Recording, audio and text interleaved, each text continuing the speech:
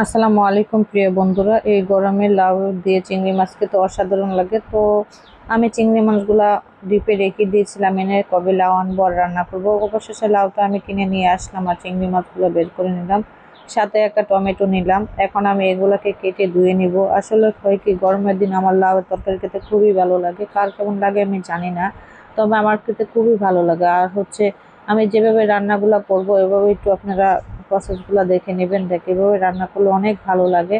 তো প্রথমে লাউটা আমি ছিলে ধুয়ে নিয়ে তারপরে সিদ্ধ করে নিয়েছি। অপর সাইডে একটা ফ্রাই প্যানে আমি তেল দিয়ে দিয়েছি, পেঁয়াজ দিয়ে দিয়েছি কয়েকটা লঙ্কা, মানে কাঁচামরিচ। এখানে কিছু অ্যাড করব হলুদের গুঁড়া, ধনিয়া গুঁড়া, আর অল্প অ্যাড করব মরিচের গুঁড়ো। যেহেতু কাঁচামরিচ আমি দিয়েছি, ঝালের পরিমাণটা যাতে কম হয় এই বুঝে আমি দিয়ে দিয়েছি। তেলের সঙ্গে ভালো করে আমি মশলাটাকে ভেজে নেব। যেহেতু আমি লাউটা সিদ্ধ করে নিয়েছি আগে থেকে, আর মাছগুলো কেটে একটু টুকরো টুকরো করে নিয়েছি, যেহেতু একটু বড় সাইজের মাছ ছিল, লাউয়ের সঙ্গে যাবে না, একেবারে বড় দেখলে খারাপ দেখা যায়।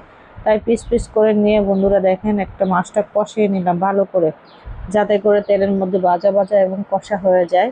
এভাবে করে আমি লাউ সিদ্ধ রাখাটা এখানে ঢেলে দিব, ঢেলে দিয়ে কিছুক্ষণ রান্না করে নেব। বেশ মজা লাগে এই তরকারিটা। আপনারা দেখবেন অল্প উপকরণে, লাউর সঙ্গে বেশি মশলা লাগে না, অল্প উপকরণ দিলেই হয়।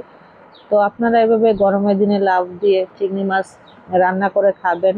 আর আমার ভিডিওগুলো ভালো লাগলে অবশ্যই শেয়ার করবেন, পাশে থাকবেন।